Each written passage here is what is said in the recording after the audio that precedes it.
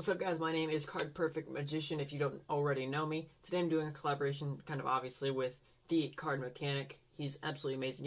If you have not subscribed to him already, what are you doing exactly? I mean, you have all of quarantine to binge watch all of his content. So seriously, if you want to become a sleight of hand magician, if you want to get down the mechanics and the specific sleight of hand moves to be a magician, this is exactly the channel you want to be on. So you're in the right place, and today I'm going to be showing you a really, really fun sleight of hand tutorial on how to do a double teleportation trick.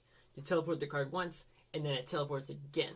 Super fun. And once you're done with the performance here, you can head over to my channel and watch how it's done with the CardMechanic teaching you guys how to do it. So let's get into this double teleportation video right now. Here's what we're going to do. We're going to take Joker 1 and Joker 2, and we're going to take them and push them right underneath the box. So I cannot get to them, and there's no way that I can use sleight of hand to mess with this trick. So what this is going to do, since you're not here, I'm just going to have you kind of choose a card through the screen. So let's just say we call it outside there. That's about as random as I can get it at this point. And now I need you to remember this card for me, because if you don't, that'll kind of make you look like an idiot at the end of the trick when I hopefully can reveal the card, and then you don't know if I was right or not. So don't be an idiot. Remember this card for me. Thank you. So I need you to remember that one. Hopefully you got it down. That's all the time you're getting, because if you didn't get it in that time, you might need some help. So card is now going to be placed about halfway down, and no breaks, no places where no crimps, no anything like that.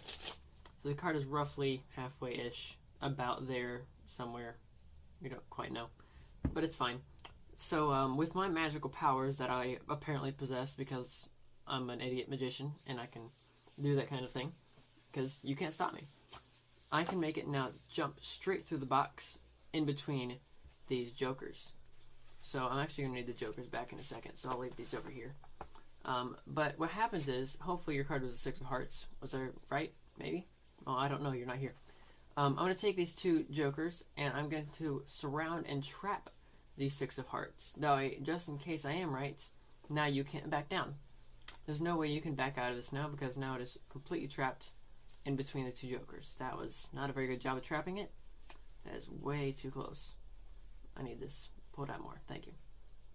I don't know why I'm saying thank you to you, but I did, so you're welcome. So I'm going to leave the jokers back there, and this is about halfway. Again, you can really see it's about halfway. So I'll push that in.